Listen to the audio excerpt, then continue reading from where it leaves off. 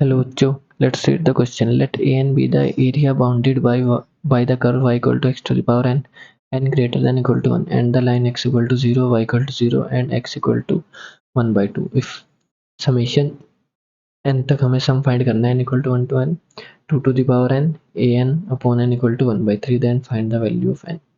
अब देखिए हमें गिवन क्या है, कर्व गिवन है y equal to x to the power n और x 0, y 0 और x equal to 1 by 2 से बाउंडेड एरिया फाइंड करना है। अगर हम इस गिवन कर्व में n को 1 पुट करते हैं तो हमारी लाइन क्या आएगी, y इक्वल टू एक्स। मतलब अगर इसको ड्रॉ करेंगे तो ये y इक्वल टू एक्स हमारी ऐसे आएगी।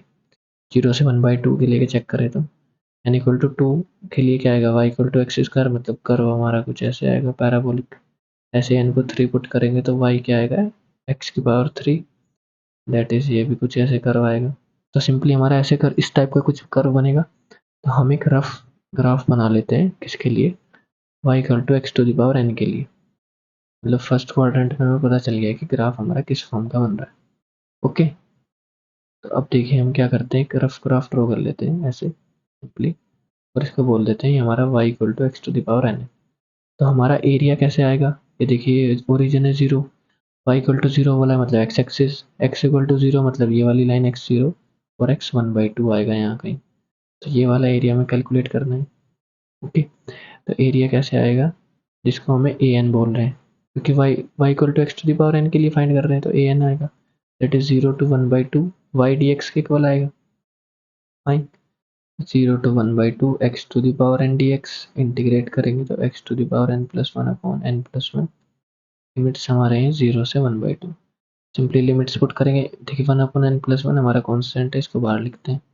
लिमिट्स पुट करेंगे तो 1 upon 2 to the power n plus 1 minus lower limit put करेंगे तो 0। तो हमारा ए एन की वैल्यू हमारी क्या आई है, ए एन हमारा आया है 1 अपॉन n प्लस 1 और 2 to the power n plus 1। ठीक है, फाइन। तो यहाँ पे ए एन, अब देखिए समेशन हमें गिवन है n equal to 1 to n 2 to the power n, a n upon n की वैल्यू है 1 बाई 3 गिवन है। तो ए एन की वैल्यू वहाँ से सब्सटीट्यूट करेंगे, n equal to 1 to n 2 to the power n a n की और 2 to the power n upon n, और ए एन की वैल्यू हमारी क्या है 1 upon n plus 1 2 to the power n plus 1 equal to 1 by 3। अब देखिए 2 टू द पावर n से 2 to the power n plus 1 अगर कैंसिल करेंगे तो सिर्फ 2 बचेगा 1 बाई 2, और हमारा आएगा summation n equal to 1 to n 1 upon n into 1 upon n plus 1। Okay, is equal to 1 by 3। तो इस 1 बाई 2 को राइट हैंड साइड पे भेज सकते हैं। इसको हम पार्शियल फ्रैक्शन कर सकते हैं, हमारा कोई टेलीस्कोपिंग सीरीज टाइप बनेगा 1 टू 1। ये हमारा बनेगा कैसे, इसको पार्शियल फ्रैक्शन करेंगे तो 1 upon n minus 1 upon n plus 1 बनेगा, और इज इक्वल टू हमारा क्या आएगा, 2 को राइट हैंड साइड पे भेजा है तो 2 बाई 3। देखिए अब यहाँ पे सिंपली वैल्यूज पुट करते हैं, n को 1 2 3 ऐसे n तक पुट करेंगे तो क्या आएगा हमारा सम। फर्स्ट पेयर हमारा आएगा 1 माइनस 1 बाई 2, जब n को 1 पुट करेंगे, प्लस फिर आएगा 1 बाई 2 माइनस 1 बाई 3, प्लस फिर आएगा 1 by 3 minus 1 by 4, plus up to ऐसे ही n टर्म के लिए क्या आएगा 1 upon n minus 1 upon n plus 1, इसकी वैल्यू है 2 बाई 3।